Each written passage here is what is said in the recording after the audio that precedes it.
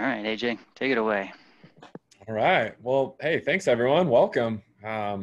Really appreciate it. And thanks a ton for skipping a 95-degree evening ride in wildfire smoke to be with us. It really says a lot.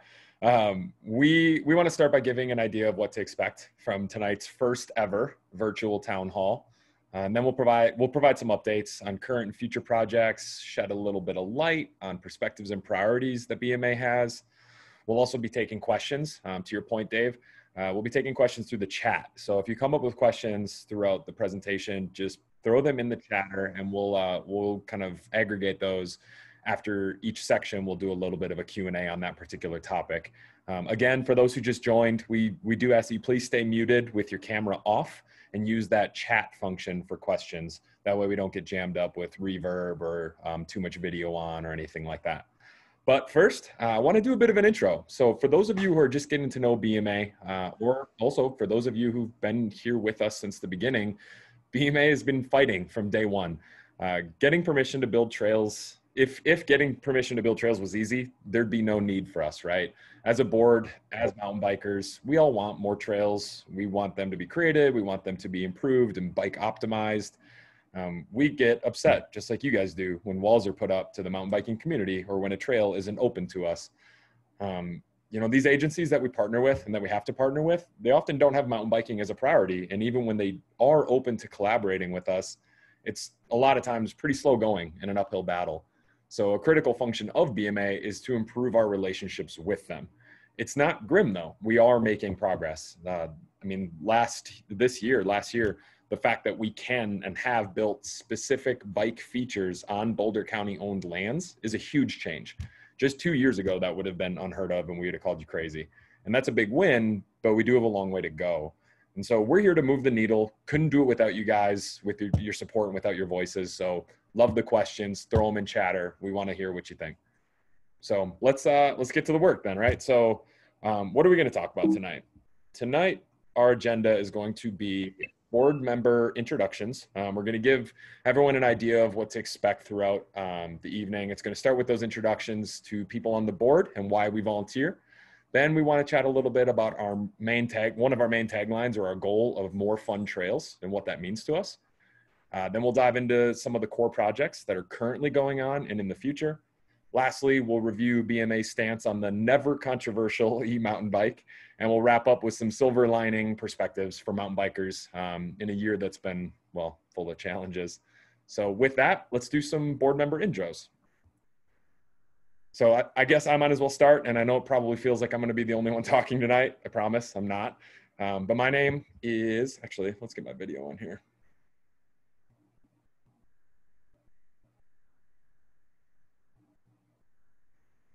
So my name is AJ Kamish. It's a pleasure to meet everyone. You all elected me to the board back in December 2019, and the world immediately began to fall apart since. Coincidence? I don't know. I volunteer with BMA because I've been mountain biking. I've seen mountain biking improve the lives of my friends and family as well as myself. And BMA gave me the opportunity to help spread that stoke in ways that I really enjoy doing, like the skills clinics, for example. When I'm out riding alone or with friends or family, I'm usually riding things like walker, haul, left hand. So I tend to look for the chunkier stuff when I'm around here. I also really like to get away on the weekends and do some destination bike packing or base camping and riding out in Crested Butte, Salida, that kind of thing. If anyone's interested in learning more about bike packing, I will talk your ear off about it. So come find me. And yeah, next I'm going to actually pass it off to our current president, Marcus Puppets. Popets, you weren't supposed to try my last name, but close enough. All right, so I'm the current president, have been for a year and a half, something like that now, have been volunteering with BMA for about 6 years. My main focus is just sort of keeping the thing organized. I don't have a specific area of BMA I pay attention to. It's kind of just trying to keep all of the things enabled so volunteers can do what they want to do. In terms of like what kind of rider am I, so you can sort of see where my biases lie. I definitely like the chunkier stuff. I like to be on trails where people don't know about them. Some of the secret trails around, etc., and trying to get up in the mountains away from people. So I use it as escapism. I tend not to ride this stuff closer to town. I'll get to this later, but I do own an e-bike, so there's some fun controversy there.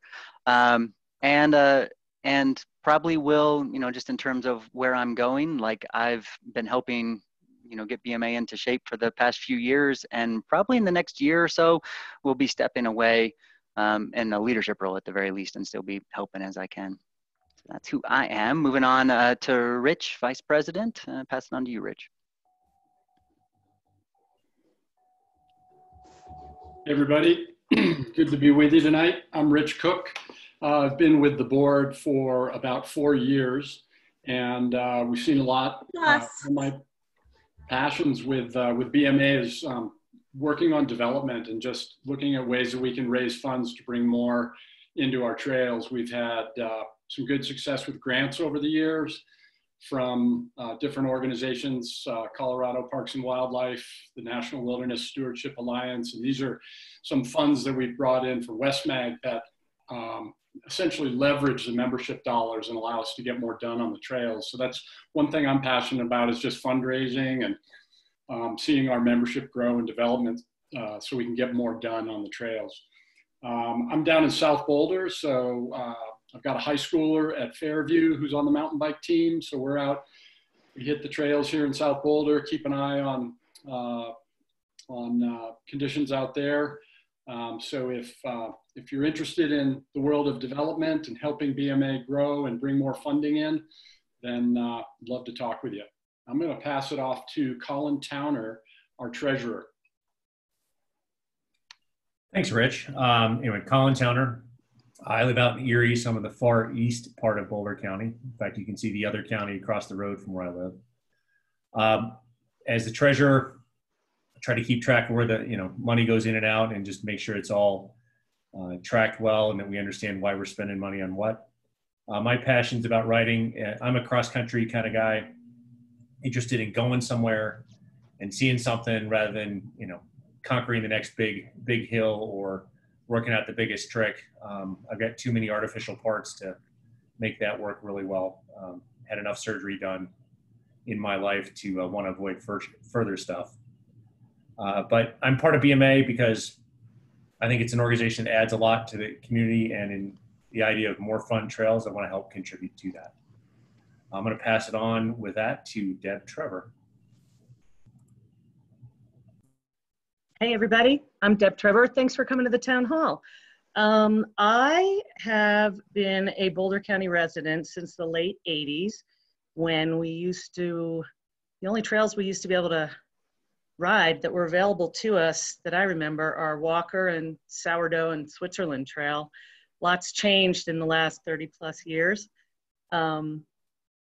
I am the secretary of the board, and I am volunteering to give back to the community. I really appreciate everything that BMA has been doing in our community for the last few decades. I have been stalking the progress of the organization for quite some time, and now that my kids are out of the house, I felt like it was time for me to give back. So I love riding the trails closer to Lyons, Heil, and Hall. I love smashing rocks when I'm not recovering from a broken wrist. So hopefully I'll be back out on the trails soon, and I will see some of you out there. Come say hi if you see me. Now I am going to pass it on to Jimmy Martin. Thanks. Howdy, everybody. Jimmy here. And I was the board secretary. I've been on the board for about 5 years. And I really like riding the trails in South Boulder. I live in South Boulder. I like riding West Mag. And I also volunteer for the Bike Patrol. I love the mountain biking community in Boulder and the surrounding areas. And I got on the board to support the community and support BMA. And so it's just been a really, really fun time. And I've got to know so many people. It's been fantastic. And now I would like to pass it on to Kelsey.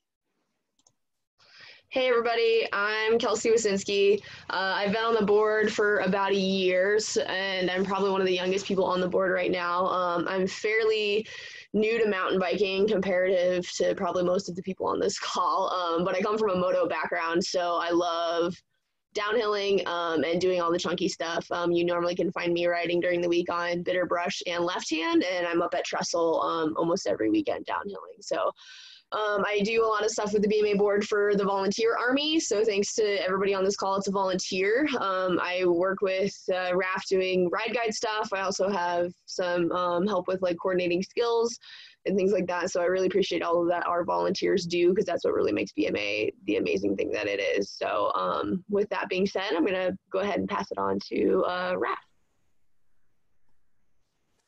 Hi, I'm Rafael Guevara. I'm a freshman on the BMA board, like many of us are. I volunteered to be on the board because I really wanted to make sure that I saw progressive trails being introduced to the boulder trail systems, because those are my favorite things to ride. I love riding places like left-hand LHOHV and also riding the Benjamin Loop, but only when it's going clockwise, because I think it should always be that way. And it's the most fun way for me. And let me pass it on to Ryan. Good evening, everyone. I'm Ryan Beck. In the pre-coronaverse, you would find me leading a pretty regular Knobby Wednesdays and Mondays, depending on what year and what day we're running it on.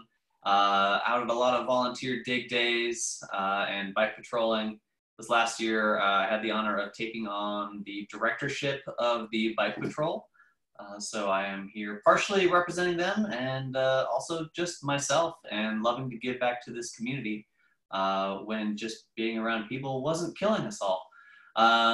So speaking of not being around people, I also want to give a shout out to our board member in absentia, Lauren Costantini, who unfortunately couldn't make it here tonight, but you know, we do have another board member out there as well. So with that, I will hand it over to our operations manager, Wendy Sweet. Hey, thanks, Ryan. So my name is Wendy Sweet, and I'm the operations manager here at BMA. And I'm actually the only employee at BMA, and my job is to keep the ship afloat. I help run programs, I do communications, including email and social media, and I take care of all the administrative stuff like having insurance and paying bills. And what I hope I'm really doing is making it easy for volunteers to do what they love and not all the boring detail admin stuff that also has to happen to be running a 501c3. So right now I'm healing 2 broken bones in my hand too, so I'm not riding, but I assure you I was doing something really rad when I broke my hand.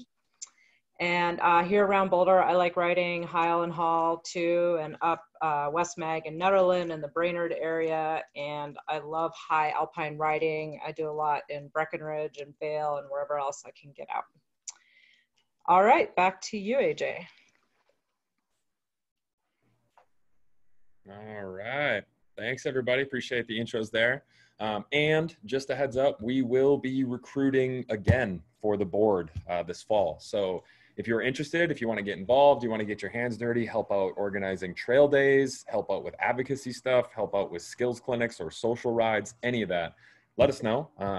We're particularly interested in continuing to build on our priority of diverse perspectives and experiences. So yeah, hit us up. We'd love to talk with you. So let's go back to Marcus actually, and let's talk about what it means when we say things like more fun trails. You'll see this on the banner at the top of our website. So what does it mean? Yeah, so we get a lot of questions around this, and this is our mission statement, right? So this can mean more trail, it can mean taking an existing trail and turning it fun, but fun is very subjective in terms of what it means to me, what it means to you, etc. So we have some guidelines we try to use, and we'll take questions on this in the Q&A if you have them. But I wanted to kind of lay out what we look at as a board, what we try our best to do at every opportunity to make something more fun. So really, we're looking at how can we look at the trail. What does the trail system do? Is it a beginner trail system, intermediate? Is it advanced? What we're doing, does it fit into that?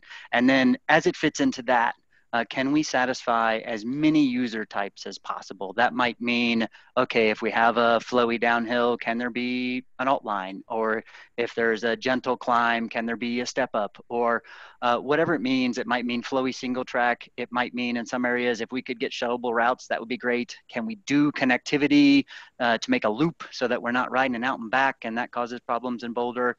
Can we hook up to other trail systems? So there's all of these different pieces that fit into that of what it means to be a good trail. And we try our best to do this. And we will always not satisfy everyone. And so we're happy to take questions on that as we go, but we can't make everyone happy. So we try to make as many people happy as we can and sort of figure out how it fits into the trail systems that there. Some third rails that we won't do, and this is important to recognize, is that we're into responsible trails. So if a trail is eroded to hell, you know, that is not okay in our book. Even if that eroded makes for a fun, gnarly downhill, we appreciate the gnarly aspect, but we draw that line at being responsible trail users to say, can we recreate that gnarly in a way that is going to maintain the fun, but not damage the environment and not make the trail worse? Because we have so many freaking users in the Boulder County area that if something starts to degrade, it degrades really quickly. So sometimes, you know, you'll see us, we're closing a trail, or not closing, but modifying a trail. Take South St. Vrain as a great instance of this.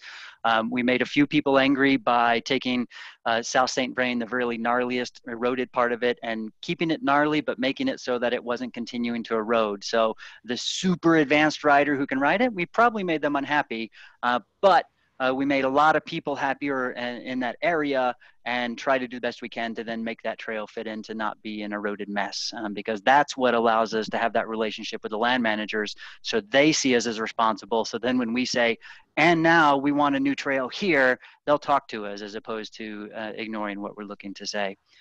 So, you know, like we're saying, kickers, hucks, berms, those have a place when we can find them. Shuttleable, cool. Loops, cool. Flowy single track, cool in some place. Directional, when it makes sense, type of thing. Those are the types of things we're after, and it's different for every single trail system. So feel free to throw questions in the chat around that. I know it's a big question a lot of people have, because every trail doesn't match what every person sees as fun. A lot of the things we do don't necessarily match my definition of fun, but they're appropriate for a larger subset than just me. As we go through things. All right, so I think that's all I have to say on fun trails. And yeah, AJ makes a good point in chat. Fun trails are open trails. So if we can stop them from being muddy, and also if we can stop the land managers from seeing them as a problem, but seeing them as an asset, that's super important.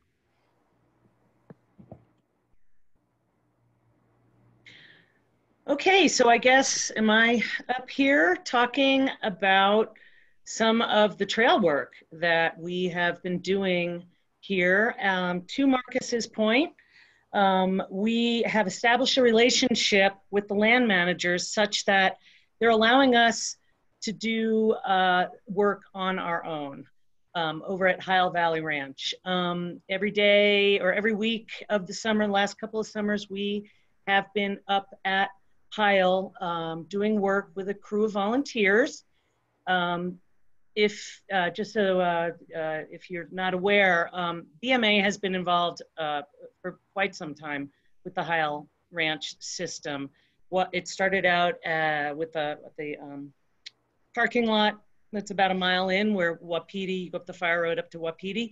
A couple of years ago, though, we built that overland trail along with the county parks and open space. And then we helped build the schoolhouse loop below Overland. And as we are speaking, there is a new skills area that is going in there as well.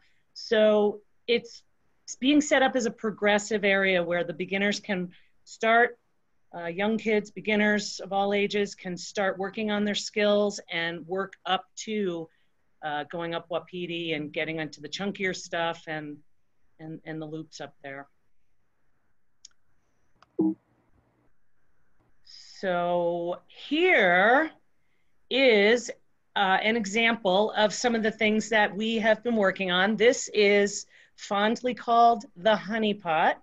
This is on Wapiti, I think right before the fire road, as on your way up, or after it on your way down. this is a good example of what we try to do when we can, is get an alternative rock line going so that you can either go around it or you can go up and over it. A feature that has a bike optimized alt line.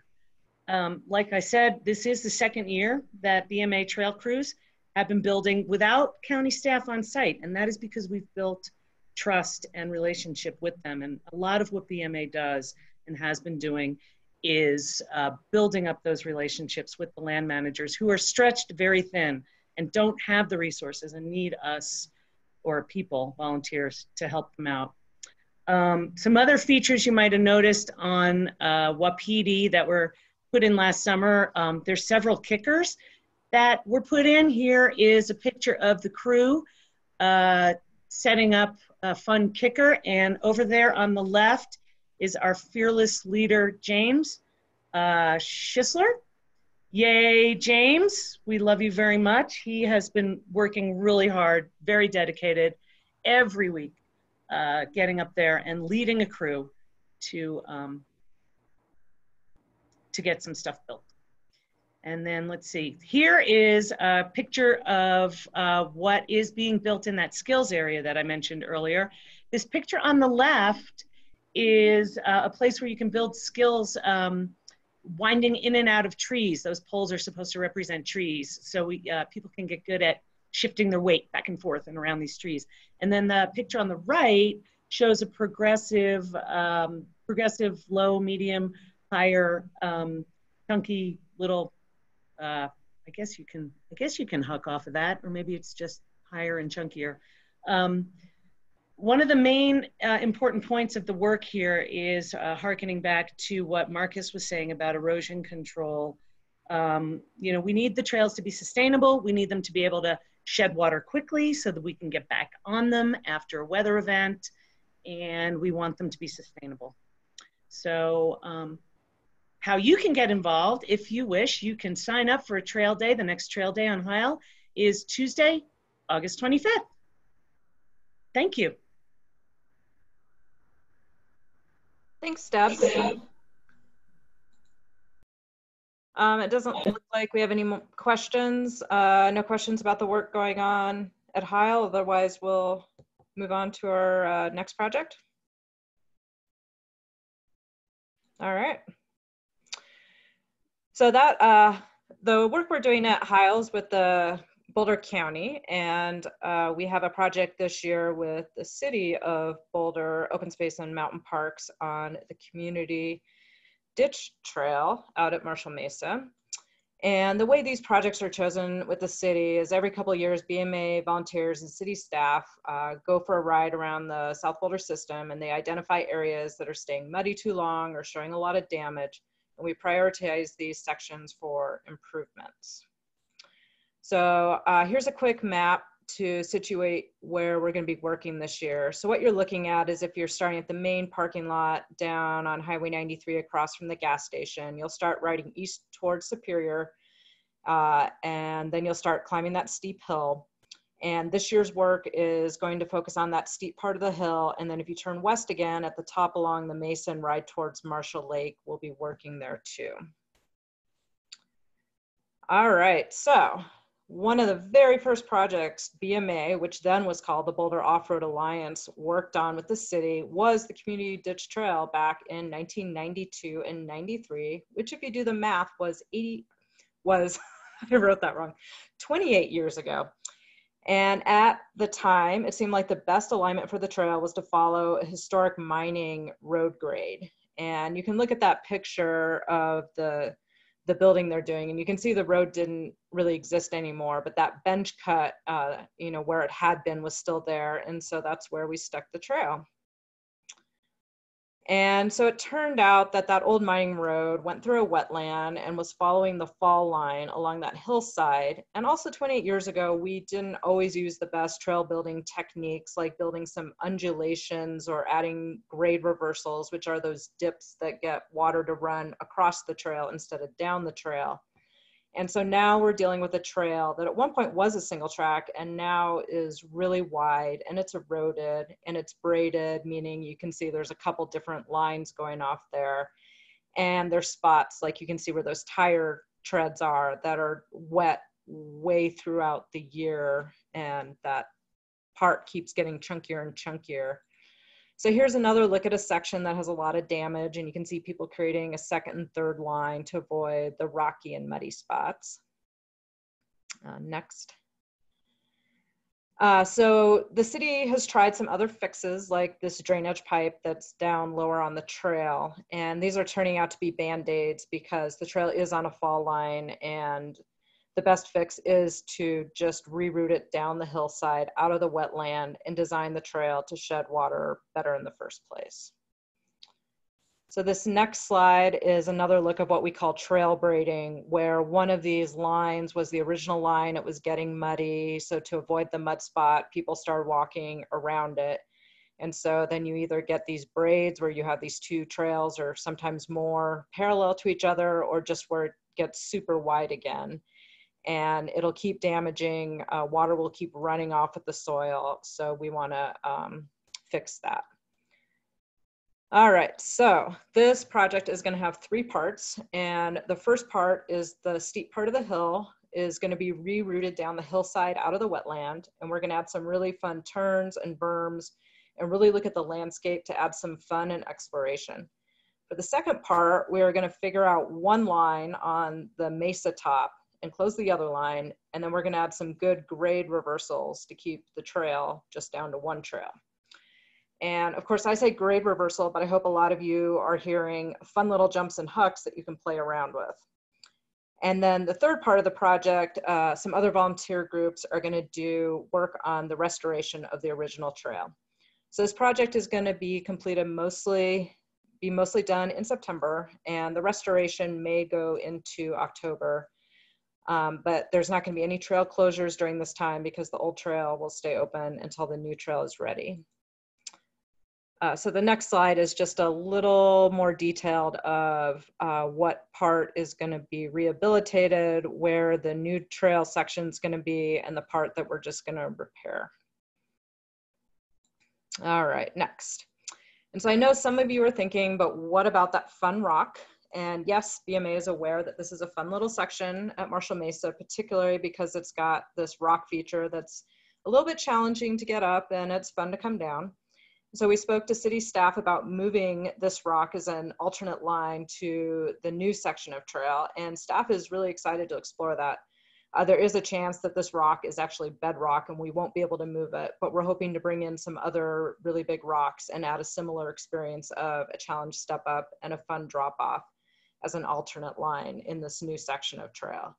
So when we're doing work like this, we do want to try to maintain the fun parts and fix the parts that are not working. And so here's just a little view of lower down the hillside where the trail is gonna be going. It's gonna be in the style of the high plains we did a couple years ago.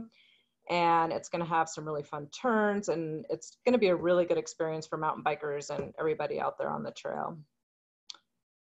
Next, so if you wanna get involved, we're actually gonna have quite a few events in September. We're gonna have, Saturdays are gonna be our big days, and in the time of COVID, that means 25 volunteers instead of the 75 we hosted before. But we're gonna have 2 Saturdays in September for up to 25 volunteers.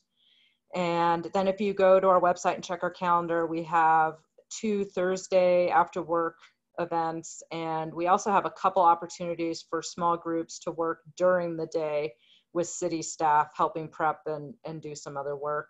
So yeah, please take a look at our website if you're interested in volunteering that. And Marcus says, don't worry, the 25 will be socially distant. Yes, we'll be breaking into groups of at least 3 groups of 8 or 9, and they'll be starting in different points and be their own little pods. So yeah, if there's any questions, please type them in the chat. And if not, we will move on. Cool. All right. And so our third big project we're working on is with the U.S. Forest Service. And so we've been building in West Mag for a while now. And we're really stoked that we've opened 2 trails in the last year. Last year we opened Short Stack, which is a connector from Observatory down to the middle of Hobbit 2. And at the end of May this year, we opened up the still yet to be named trail that we're still calling New 34, which is what it was called on the planning maps. And we're not done with our projects up there this year. We're going to be coming back at the end of September or early October, and we're going to be working on some intersection cleanup. And these fall projects are not going to be sexy projects, but they're going to help the whole system just run better, whether that's letting you get between trails on a trail instead of taking a Jeep road, or fixing spots that just didn't align well or at all, or fixing spots that are having some severe water erosion damage. All right, next. So here's just a map showing where Short Stack is in New 34. And next. So here's the map of what we'll be doing up there in the fall. So the first project's at the very bottom of Aspen Alley where it crosses Sugar Mag, and it's in a drainage. So we just need to move it a couple 100 feet out of the drainage so it's not a giant trench. And then the next section is over where you come out of Upper Aspen Alley or Whoop-de-Doo. You cross the road and then you get to the center parking lot. And we're going to add a single track parallel to that road entrance instead of riding on the road to get to the parking lot. And then that trail will also cross down and connect to Hobbit 1, where you could either get on Reroute or Hobbit 1. And you may have noticed this spring, we also moved the intersection of Reroute to intersect farther south with Hobbit 1. It used to kind of hit that road and then you went through the campsite and kind of like, is this the right way? And then you found Hobbit 1. So that was kind of the example of this intersection work that we're working to correct in West Mag. And in the plan, there were actually 80 some odd intersections when the system was first evaluated. And with this plan we're working through, it's going to get the intersections down to 50 or so. And it's just going to make it that much more easy and intuitive to navigate. And I'm going to say this, and I've been saying it unfortunately for a couple of years, we really want to help the Forest Service get this lower section signed. And we are bugging them to get those ordered so they can be installed this fall. And then this lower section will be pretty well set. All right, next. So as to the future of what's going on in West Mag, we currently don't have our 2021 projects lined up yet. And there are some smaller trail projects that we're going to need to do. But we want to show you what our biggest hopes and dreams are for the area. And one of the exciting things about West Mag is that the Boulder County Toll Trail connects down into West Mag. And we'll get to that in a later slide. But construction has started on the toll trail. And that trail is going to need to tie into West Mag. And part of the Magnolia Non-Motorized Trail Project is that the Forest Service is going to have a good climbing trail to access the toll trail and having a bike-only downhill specific trail coming off of Tennessee Mountain. And because this trail project is adaptive management, that means that kind of trails have changed as new information is found or as the stakeholders work together, and nothing is really written in stone. But this downhill trail is in the original plan, and it would come off the top of Tennessee Mountain and have a couple thousand feet of descent, be about 4 miles long, and it would be super rad. And we do have examples of downhill bike trails in forest land in Colorado, like the Grouse Trail and Steamboat, if you've ridden that. And we're really pressing to do something similar here. So you're looking at the spaghetti map that we've been showing you for 5 years that's really hard to figure out. So I've highlighted some of the trails in colors to make it a little clear what's going on. So you can see the toll trail in the left is coming down there in yellow. And then we have upward, the climbing trail highlighted in green, and downward, the downhill bike optimized amazing rad trail in pink. And you can see downward would connect into New 34 and upward would connect to Hobbit 3 in that area. Can you highlight school bus real quick? Because that always helps me with this map. No, Marcus, it is not highlighted. School bus is south, and I don't have control over the cursor, so it's the blue squiggly line, AJ, blue right below. squiggly, and then it's black. Oh yeah, the blue squiggly where it says Boulder County, Gilpin County. School bus is actually a little bit Down a little bit, AJ. Down, right there. Right. Now the blue line going to your left. Yep. That's school bus. That's school bus. All right, so we do have some questions. Let's see. Looks like Mike Barrow said, would downward connect just below the slab of granite on New 34? Correct. Dan said, what black trails are you using as inspiration for this trail off Tennessee Mountain? That's kind of TBD, as we're not planning it yet. We would be using the terrain and making it challenging. There's some definite rocky, chundery stuff there that we have to work with. But yeah, we will definitely be coming back to the community, you know, when we actually have the opportunity to design that. Can I chime in for a second on this, Wendy? Yep. All the work we've been doing to date, for everyone's knowledge, up to New 34 is called Zone 1, and that's kind of the intermediate, go out, get your feet wet. But once you start getting into New 34 and downward, upward, that's where we enter into more of a backcountry feel. And then we get a little more freedom to be able to build rock alt lines, chunk, gnar, etc. As we go up there. So that's the sort of transition of this. You're going to ride from Ned. You're going to be in a zone where you can get out there with your intermediate riders. But if you want to go bigger, you can. And that's where we start. The style of these trails will be bigger, harder, gnarlier, etc. Yes. And Mike asked, does upward require flagging and sign off by the Forest Service? Yes. All right. Any more questions on what's going on in West Mag? Dave Clark, how are we doing advertising this project to a greater area to gather support, as this could be an attraction for Denver? That's a really good question, and it's always this chicken or egg of how slow it is to get approval, working with multiple agencies like Colorado Parks and Wildlife for wildlife issues. So it's really hard for us to get really excited about trails like this when we don't have full permission to do it yet. So our next step is going to be to figure out how to get permission, and then we'll work on getting the word out that this would be for the Front Range. Yes, so Daniel's asking about Excel's natural gas pipeline project has gutted the parking lot area where Hall Road and Magnolia cross peak to peak. Is there any coordination with Excel to improve the parking lot? So what's going on with that is parking up in West Mag has really exploded this year, and people are parking a lot on Hall Road because that parking lot has maybe 8, maybe 10 spots. And so, especially on a weekend, you've got 50 cars on both sides of the road of Hall Road. So there's actually a couple things that are going to happen. The U.S. Forest Service is coordinating with Boulder County. Boulder County actually owns the road, and they're looking at closing parking on the road and having way better signage. As soon as you pull off the peak to peak, it says parking a mile ahead.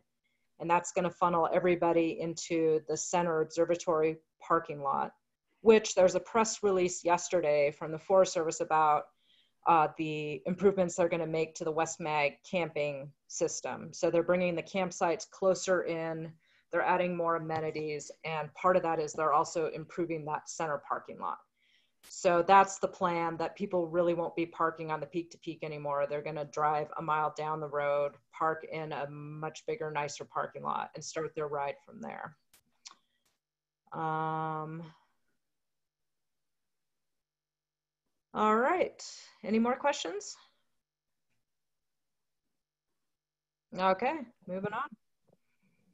All right, so I will jump in on the Indian Peaks Traverse. So this is a trail going from Boulder to Winter Park, or Winter Park to Boulder, however you want to look at it. We've been fighting for this for years. There are two pieces in play. So the part that connects the Magnolia Trail system all the way up to the Continental Divide is called the Toll Trail. This is something that BMA fought for to get on the agenda a decade ago.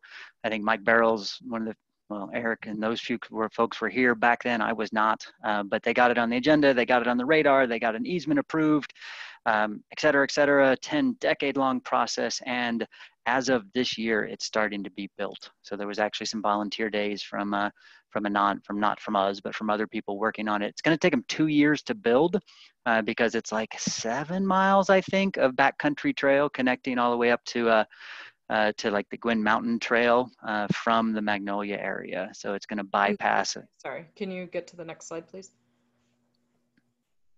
Thanks. Oh, look at the pretty picture. Yeah, so right now, you know, if you're going to ride to Winter Park legally, you got to do it on the road. If you're going to do it illegally, you got to poach across a bunch of private land, and it's really hard to connect. People do it, but it's not easy to figure out. This is going to be formalizing that Magnolia to the Continental Divide connection. It's going to be freaking amazing. They're building it now, going to keep on building it next year, and they're going to open it. When they do that, that's going to be the soft opening for the Indian Peaks Traverse, which will be the Nederland to Winter Park section, which then segues into, well, what about Boulder to Winter Park? What if we want to take the Ned bus up and ride from Nederland to Boulder? What if we want to take the bus up to Nederland and ride back to Boulder or something along those lines? Right now we can't. There's some trails you can connect if you know them. Some are illegal, some are not. But the big missing link is, how do we get from Walker Ranch down to town without hopping on Flagstaff? There's been tons of effort on this front. There was a bunch of public process you folks probably heard about. Where it stands right now is that Wendy and I sat through 30, 40 hours of stakeholder meetings with all of the residents of El Dorado Springs, trying to make sure everybody's needs were heard and what our needs were, et cetera. We were getting to the point where they were going to make a decision. Public process is done. COVID has slowed that down some. So it was supposed to happen this spring. We're reaching out to them to see, okay, COVID's not going away, but we can't stop progress on this. When does this decision get made? We don't have a firm answer on that yet. So you got to figure 6 month to a year delay because of global pandemic, which, hat tip to them, that's a reasonable excuse. When they do that, our fervent hope is that there is a multi-use trail. So you can go from Walker Ranch down to town, connect into eventually the South Boulder Trail system. So the idea being that, you know, if you're big time rider, you can ride all the way from here to Winter Park, but you got to get through El Dorado Canyon without going up Flagstaff to do that. If you're just wanting to come downhill, which is more my style, then still a big ride, but you could go up, cross through East Mag, and eventually get to Eldo to Walker. And yes, Greg, we drink before and after those meetings. All right, Wendy, back to you. And well, actually, any questions on that? Because it's a complicated process, but it's all in the works. It's still moving. We're still pressuring it. It is a long process, but we're getting there. And no, Ryan, we don't drink during the meetings. All right, Wendy, back to you. You said during discreetly. Okay, so next up, the North Sky Trail was approved in 2015 as part of a city public process for the northern open space land in Boulder. And so that's the open space starting near Wonderland Lake and Boulder Res and along Highway 36 on the west and actually the east, all the way up to Joder, and even Buckingham Park and Left Hand Canyon as part of that area they were looking at. And as part of that process, the North Sky Trail was approved. And it's going to be a 4-mile long multi-use trail connecting the Foothills Trail all the way to Joder Ranch.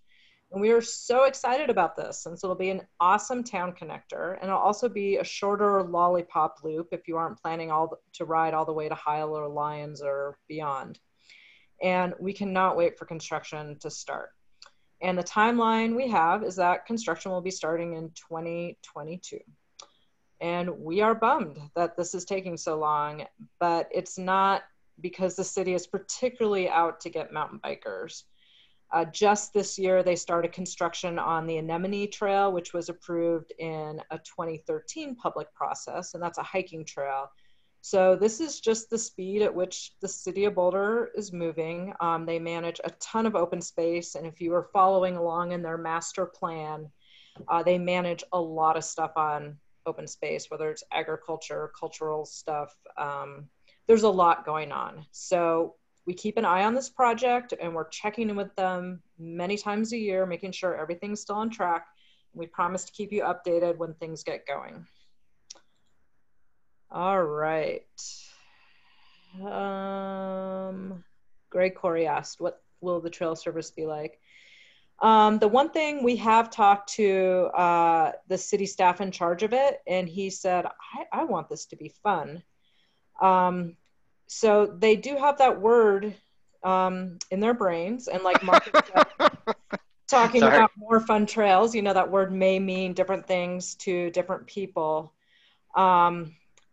So yeah, we're hoping it is going to be a very cross-country, nothing wild, more of a connector. But one of the reasons we fought for it to be on the west side when environmentalists thought the east side would be better is we wanted a trail people would want to ride, whether it because it was a connector and they were trying to go somewhere better, but we wanted people to want to ride the trail for itself.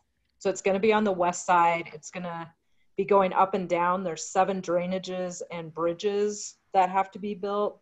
So hopefully, you know, we can hopefully have some input in having that be a good experience. All right, am I missing any other? I mean, good tie back in actually to what I was saying earlier. That's conversation going on in chat. This trail will not be gnarly. And honestly, I don't believe it. I don't, and we could argue about this. I don't believe it should be. I love NAR as much as the next person, but it's going to connect, you know, Wonderland Lake Trail up to Joda Ranch. And so if you're cruising Wonderland Lake and then you want to get to Joda Ranch because you're into gravel riding or you're into, you know, mellow things, and then we throw in crazy gnarly rock garden, you know, not going to be great, but we'll be there. We'll be pushing for, look, it doesn't have to be total beginner. It can be, it can have alt lines. Can you work on that? Can you make it fun, flowy? Can you do something that is satisfying more than just, I mean, I just got a gravel bike. I love gravel riding, but more than just a gravel rider type of thing. So this is the area where it's like, you know, it's going to be what we can push for, but we won't push for NAR because NAR is not in character of what that is and what it needs to be. So. Cool. All right. Doesn't look like there are any more questions on that. So our next update, we have been talking maybe almost for a year. We've mentioned Louisville fun routes to school on social media and our emails. So this picture is from last November. I did a walkthrough with the city of Louisville staff. And when I did that walkthrough, staff was really excited to get working on this project, and they were hoping to start construction this summer. And then of course the pandemic happened, and this has been put on hold just for uncertainty with city funds and everything that's going on. So we are watching this project, nudging them along a little because it's going to be really cool. If you've ever been out to Eagle or even Bentonville, they have some of these single track sidewalks, as they're called, where it's not just where people have been riding next to a cement path and worn in a dirt track, but it's actually a dedicated, rolly, bumpy, jumpy flow track next to the paved multi-use path. So Louisville was going to be a test case to see how this works in Boulder County, and we think it's going to be amazing, and we're really hoping that other towns are going to see what an awesome idea this is to offer something like this, especially when the pandemic first started and we were like, oh, we should all be riding close to home. How amazing if you could just ride out your front door in Louisville and get on this and then maybe go to Davidson Mesa and connect farther, or just stay on it and play around. This was such a great location because this is actually at the rec center looking down toward the elementary school. So kids that are riding their bikes to school can play on that. Cool. I don't see any questions about that. So we'll keep you updated when we hear stuff. All right, next, Valmont paved pump track. So this year we found out, we weren't asked, Valmont is getting a paved pump track from Velo Solutions. And this is a cool project that's part of a bigger citywide project. They're trying to offer more skating amenities around town. And there's actually 2 other sites besides Valmont that they're working on skate stuff, like Scott Carpenter and another smaller park. So part of what's happening at Valmont is they're going to be working on the green block area, which is that skating area under the pavilion. They're going to be adding concessions. They're going to add a cement flow skate thing like at Scott Carpenter. And what we care about, there's going to be this paved pump track. So the last update I've gotten about this was on June 16th, and construction was supposed to start this summer. I'm not sure exactly where that project is, but we do have that URL. If this is something that you're interested in, you can get updated when we do. When I get updates, I'll be sure to share them. So that's what's going on down there. Any questions on Valmont?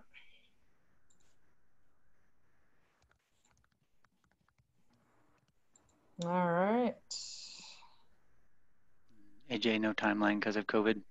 Should have been building, but yeah, I think they were planning to get this done in the next year, at least the paved pump track. I'm not sure.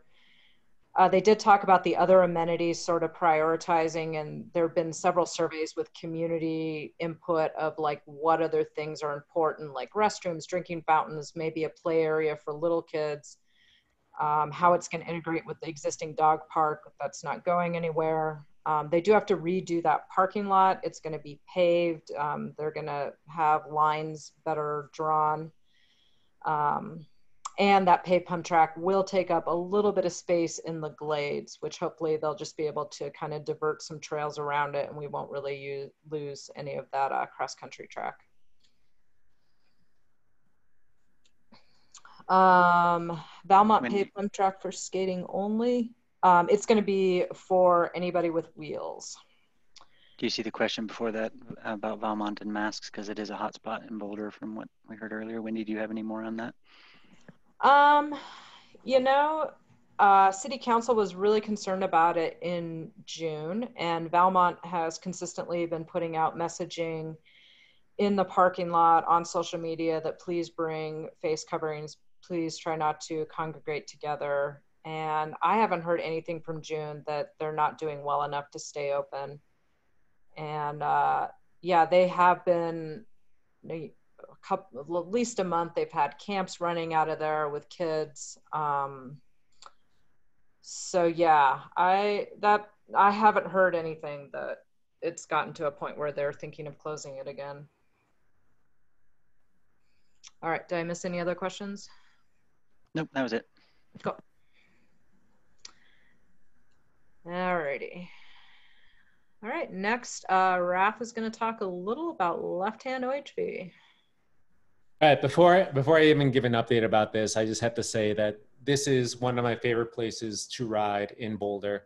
I've been riding those trails out there since I was pushing my 40-pound downhill bike up past the gun range where people would bring their dead appliances to just shoot whatever firearms they had. It was like the unofficial Boulder Gun Club for a while. So I would never want to see any of these trails that are up there threatened by anything. And these are trails I ride on a weekly basis. But there are some things that we could do as a group and all the people that do ride over there that would really help our situation with some of the problems that have come up with riding these trails. One of the issues that we had is with parking. We were approached by the Boulder County Sheriff because they were concerned about people parking on the road. But their definition of on the road is if any tires are touching the paved road itself on the canyon. And we were asked if there was anything we could do to make sure that people are informed that they should not do that, because a lot of people complain about that. Residents complain about that. The road bikers who are there all the time complain about that. And we want to try to just not have as much attention being brought to that area right now. And a big help would be to make sure that you park on one of the designated dirt areas that are around, or in some of the other like parking areas that are lower down into the canyon.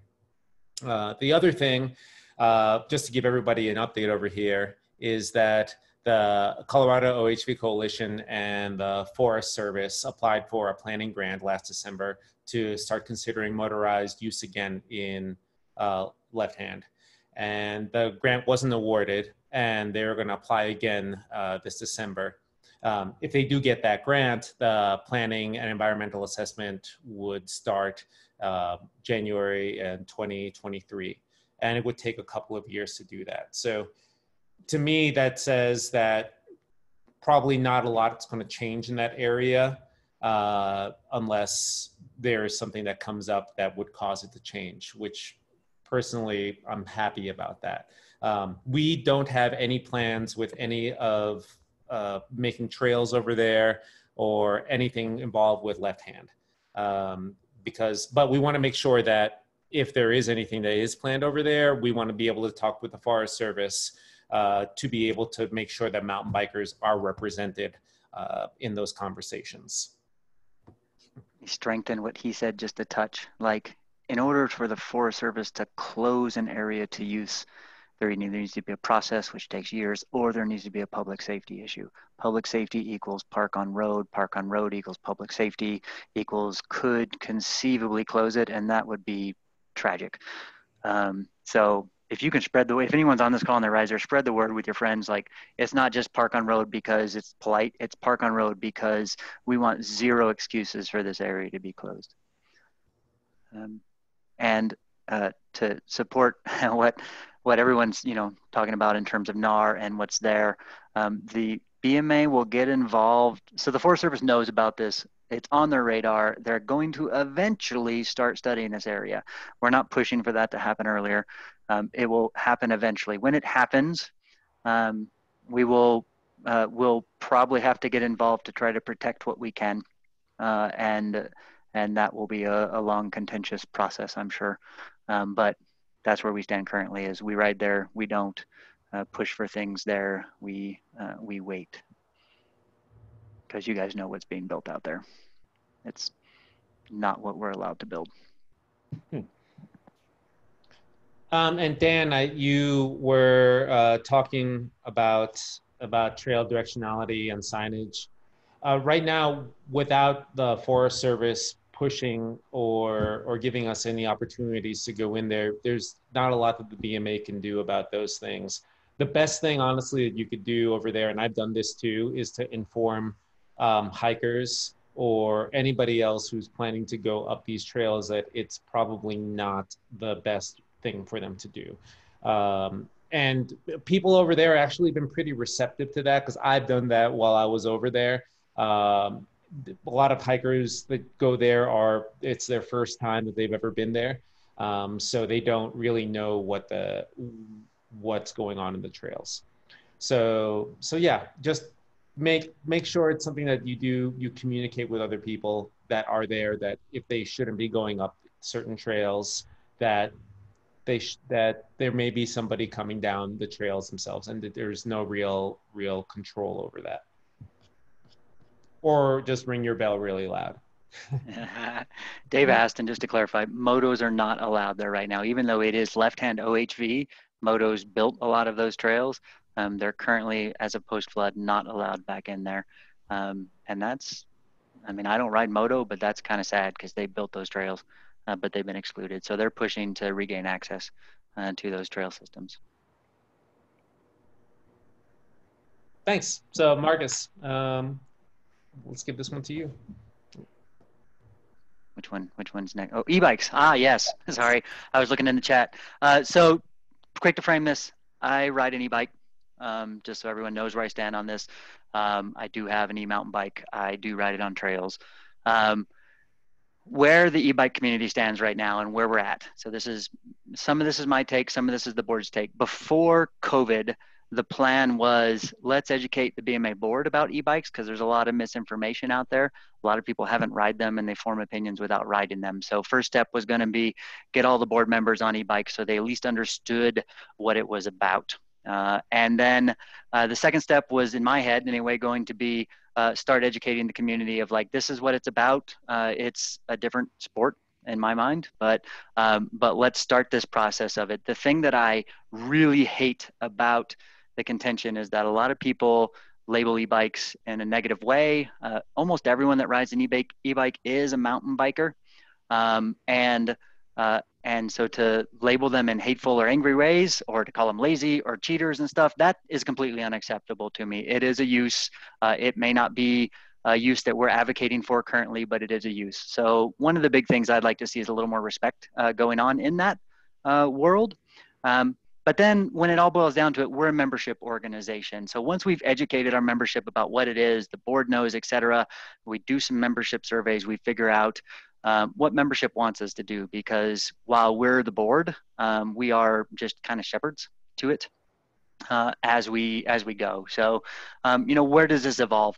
In my mind, like, it's going to become more and more accepted. That's just inevitable as more exposure to it happens. We do have to face it as BMA, either because we are going to advocate for it or because we're going to explicitly decide not to advocate for it. One way or the other, it's going to enter into land managers. They are, as they get lighter and better, are going to be lumped in with mountain bikes, whether we like it or not. And so BMA is going to have to face this problem.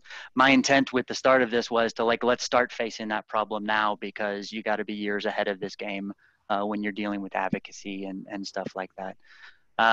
So it's going to be an ongoing process. I know e-bikers, and I have a lot of friends that really, really, really want BMA to go hard advocating for e-bikes. I don't see whereas we'd succeed in that, especially in the city and county where the environment currently is now. So I don't feel that pressure to, like, jump in and start advocating for that. And I would never do that. Just to clarify, I'm an e-biker. I would never do that without the membership deciding that's what they want us to do. But we do talk to them about it. We are keeping our finger on it. Like, our current stance is a very passive sort of non-stance, because we've seen, ourselves discriminated against when we got shut out of trails, and now we're seeing e-bikes being discriminated against in a similar way. So we empathize, but we are formally not advocating for, we are not advocating against. We're kind of watching and educating and working with the land managers to learn what's going on. So if you're pro e-bikes, I'm sorry, we're not going to jump on the bandwagon this year. If you're anti e-bikes, we're not going to jump on the bandwagon this year. But there will be kind of a come to Jesus moment over the next few years as we start to get more information and figure out, what is an acceptable use for them. I walk that middle line where, there is a greater impact, because when I ride my e-bike, I go a lot further than my legs allow me to. And we have to study that and figure that out, because it's a very crowded place. So happy to take questions on that. I know a lot of the e-bikers on here really want me to press for advocacy. That's not my role, unless the membership tells me that's our role as we go. So were there any questions in the chat when I was blathering on there? Dave Clark saying separate moto crowd, MCB, et cetera. Yeah, there's a lot of different ways to manage this. And it's going to probably be different in Boulder, of course, than anywhere else. I know Greg chimes in a lot around the meccas of mountain biking and how those work. Unfortunately, it's a entirely different political thing here, to where in the city and in the county and the Forest Service, we can achieve different things. So it's all going to be a lot with the land managers. My guess will be, to Greg, to your point, Forest Service is definitely more free. There was one of the Forest Service employees showed up at a meeting once, and they're like, yeah, we're, city is where you can hang out. County is where you can, drink 3-2 beer. And then, the Forest Service is where things get a little more wild. So we can do more in Forest Service for mountain bikers. And my guess is that that's probably the space where e-biking is going to grow, if it grows, because that's where BLM is going, et cetera, with it. And of course, with the Forest Service, it would come from the top down, from a national something that the locals would have to deal with. So it's not like we can go to the Boulder Ranger District and say, can we make e-bikes local or legal just right here? This is true. This is what happened with BLM. From the top down at federal level, BLM was told, consider e-bikes. And then BLM is like, oh, now we have to consider e-bikes. That's what would have to happen at the Forest Service to make it happen. All right. Next up, what's next? Oh, yes. The Year of Stoke 2020. Wendy, back to you. No, I'm going to take this one. Oh, you got this. Tell us about the Year of Stoke, man. Tell us it's all going to be better. So, I mean, I'm not going to sugarcoat it. 2020 has sucked. We very well probably face more challenges this year, or at least, you know, the first 8 months of this year than in the last like 10 years combined, but it's not all bad. And there are some silver linings, and that's really what this slide was about. And I appreciate everyone who stayed on, you know, 10 minutes late here. So we'll keep this quick. But we just wanted to point out some of the silver linings for bikes this year and just kind of celebrate some of our wins. One of which is skills clinics. They've been super popular, leading to our first ever offering of private clinics, which have been super well received. The bike industry in general is absolutely booming. Both sales and service has seen like a huge surge. I mean, has anyone tried to buy a bike under $1,000 lately? It's kind of ridiculous. I mean, in the past 20 years? No, I mean, like, they're gone. Like, you go into a shop and you're like trying to get a beginner bike, and they're like, cool, we'll have it to you by like September of next year. It's incredible. Yeah, set your price point at $2,000, man. I tried. It's insane. It is insane. And but I mean, think of all the people who are just discovering this awesome sport for the first time right now. And that's like a really exciting thing. And like, sure, the trails are crowded, but like ultimately those are all advocates in the future, right? People who fall in love with the sport and whatnot. Also, would you believe me if I told you that membership is even slightly up? I think during a financially difficult time for many like this is, I'd be excited to announce that we still exist and yet we're still getting support from folks as they take to the trails with more appreciation than ever this summer. And that's awesome. We've also partnered with Primal to offer some super cool BMA gear. So that was fun. If anyone got some of that gear, is kind of retro design, which was pretty well received, and I'm stoked and waiting for my order and looking forward to it. And then lastly, Brute Squad, pushing through the race season despite their target events being canceled. They're doing some small pod like training sessions and are even doing a couple of virtual competitive races. So just wanted to highlight some really cool stuff. I mean, 2020 has been brutal. The first half we got knocked down pretty good, but you know, it's just after halftime and the year's not quite over yet. So it's exciting to see some of these things. We did save a little bit of space here at the end for one big catch-all Q&A, but I feel like we've done a pretty great job, you know, kind of chewing through those as they've come, and we're obviously a little past time. So I think this is probably where we tell you that you don't have to go home, but you can't stay here. And we really appreciate everyone coming out and appreciate the questions and the conversation. I would say, you know, let's create 5. I'm happy to hang out. Everybody doesn't. But if you do have questions that we didn't touch upon, like Ryan's just asking about fundraising, we know we're definitely going to be doing a year-end fundraiser. Ryan, if you have ideas, you know, shoot your email address either privately if you want or publicly to, and Rich and Wendy can follow up with you, because we will be doing fundraising, you know, at the end of the year to be able to wrap up what we're doing. We've been doing a lot of work that we've been paying for directly out of membership dues, where we normally would double that with a grant, but we didn't get the 2 grants we applied for this year. So we've been spending a little more money on that. So yeah, Rich and Wendy, if you can grab his email out of the chat there, that would be awesome. And yeah, any other questions you guys got, shoot them our way. Give you a minute or 2 if anyone wants to type anything, because we're happy to answer them. Dave Clark asked, how about some awareness events at trailheads? Yes, Andrew's also talked about that too. We would like to do that right now.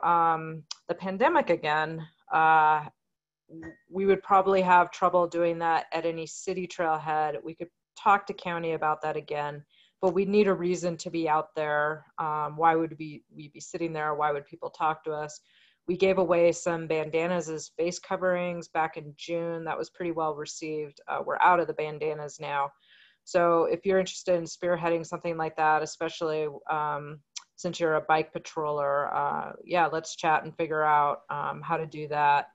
in a COVID safe way and make it so people want to talk to us. Let me also reiterate the volunteering is crucial. Like if you have any energy to sink into helping us with any of these types of things, we can find a space for you.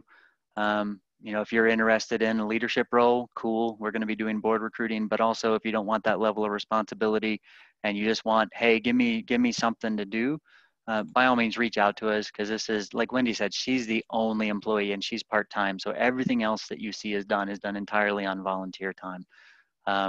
And so, you know, anyone who wants to help, by all means, jump in and help.